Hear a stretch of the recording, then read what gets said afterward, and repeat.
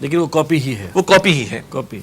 اچھا اس میں ایک نیریٹو جو نفاذ اسلام کے حوالے سے دیا جس نے بلا شک و شبہ اسلام کو بدنام کیا وہ یہ داعش والا نیریٹو ہے. اسی طرح ٹی ٹی پی والا نیریٹو ہے. اس بات سے تو ہمیں یقین کی حد تک ہے کہ ان سے ہماری نہ کوئی سورس آف انسپریشن ہے نہ کوئی ان کو ہم کنڈون کرتے ہیں کسی لحاظ سے بھی. آپ کیا سمجھتے ہیں ان کا یہ نیریٹو جو داعش کا، آئیزس کا، ٹی ٹی پی کا، یا یہ اس طرح کی جو گریلا کارروائیاں کر رہے ہیں مسلم ممالک کے اندر، اس نیریٹو کو تنظیم کس لیول پر ریجیکٹ کرتی ہے؟ پہلی بنیادی بات تو یہ ہے کہ آپ داعش کی بات کریں، عراق میں فارم ہوئی، برابر میں اسرائیل ہے، ایک کارروائی آج تک وہاں پر نہیں ہوئی. ساری کارروائیاں دوسرے مسلم ممالک کے اندر یا کچھ دو چار غیر مسلم ممالک کے اندر. تو بات تو بالکل واضح ہے. مطلب قرآن کہتا ہے ایمان والوں کے سب سے بڑے دشمن کون ہیں؟ یہود ہیں. سورۃ المائدہ کی آیت نمبر 82. ایک کارروائی آپ کو وہاں پر نہیں ملتی.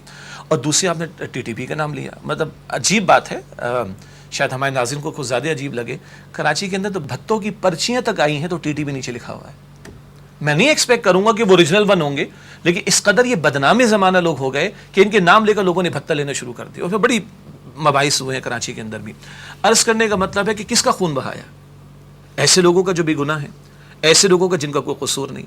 تو اس سے کیا میسج دیا جا رہا ہے؟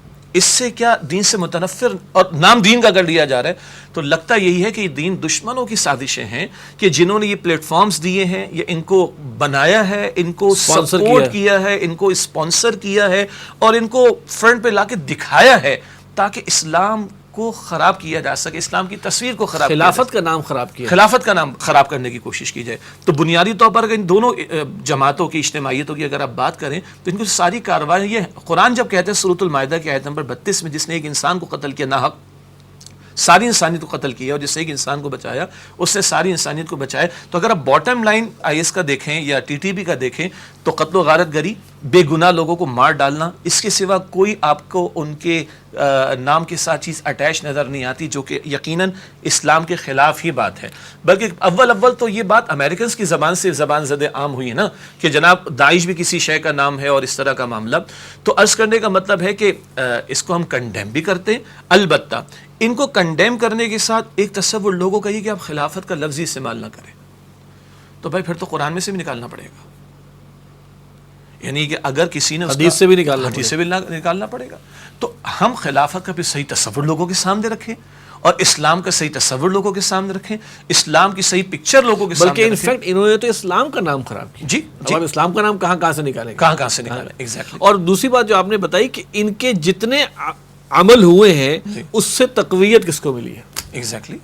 چاہے وہ ٹی ٹی پی کے ہوئے، جی، چاہے وہ یہ داعش اور اس سے تقویت دشمنوں نے پائی ہے. ایگزیکٹلی. جو اسلام و فوبیا کو پھیلاتے چلے جا رہے ہیں ان کو تقویت ملی ہے. بالکل صحیح بات.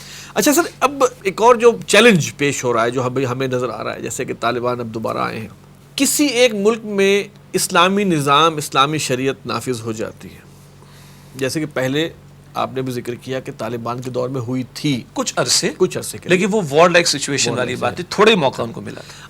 آج سپوز ہم سمجھتے ہیں کہ پاکستان میں اللہ تعالیٰ کا فضل ہوتا ہے، اللہ کا کرم ہوتا ہے، یہاں پر اسلامی نظام نافذ ہو جاتا ہے، باقی دنیا کیا سلوک کرے گی پاکستان کے ساتھ؟ دیکھیں دو اسپیکٹ ہیں اس کے.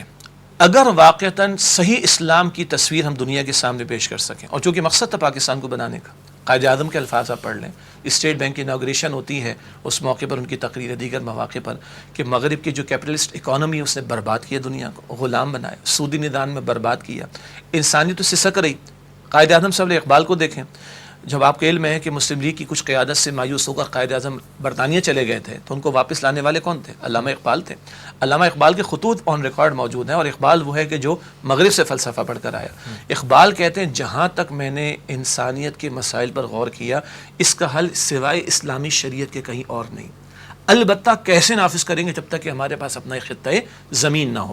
تو یہ وہ جو قیادت تھی، خواب دینے والے اور لیڈ کرنے والے، ان کو یہ کلیئرٹی تھی کہ دنیا کے سامنے ہمیں ایک نمونہ بنا کر پیش کرنا. اصل اسلام کی بات ہو رہی ہے اس وقت. تو مسئلہ ہے نا کہ اسلام و فوبیا کی جنگ اور اسلام کی غلط تصویر پیش کرنے کا معاملہ، اس محاذ پر بھی فکری سطح پر بھی کام کرنے کی بہت ضرورت ہے. اسلامو فوبیا کا جواب دینے کی بہت زیادہ ضرورت ہے، لیکن اصل جواب ہوگا عمل کے اعتبار سے. جب دنیا کے سامنے اس نظام کی برکتیں ہوں گی تو جو سسکنے والا طبقہ ہے، جو پسنے والا طبقہ ہے، اور اوپر حکمرانی کرنے والے ظالم جابر تو تھوڑے ہی ہوتے نا، لیکن اگر نیچے کسی کو نظر آتا ہے کہ خیر ہے تو ادھر ہے، نجات ہے تو ادھر ہے، تو یہ تصور اس کو بھی کھڑا کر دے گا ان ظالموں و جابروں کو ہٹا دینے کے لیے. حاصل کلام اس میں کوئی شک نہیں ہے کہ حق و باطل کا مارکا تو سجا ہوا ہے، اور وہ اہل باطل کی طرف سے حق کی مخالفت کا معاملہ بھی چلے گا. لیکن اس سارے سینیریو میں جب ہم ڈسکشن کریں تو یاد رکھنا چاہیے کہ اللہ بھی ہماری پشت پناہی پر ہے کہ نہیں. اگر اللہ کے ساتھ ہم کمیٹڈ ہیں، یہ بھی ایک اہم نقطہ ہے.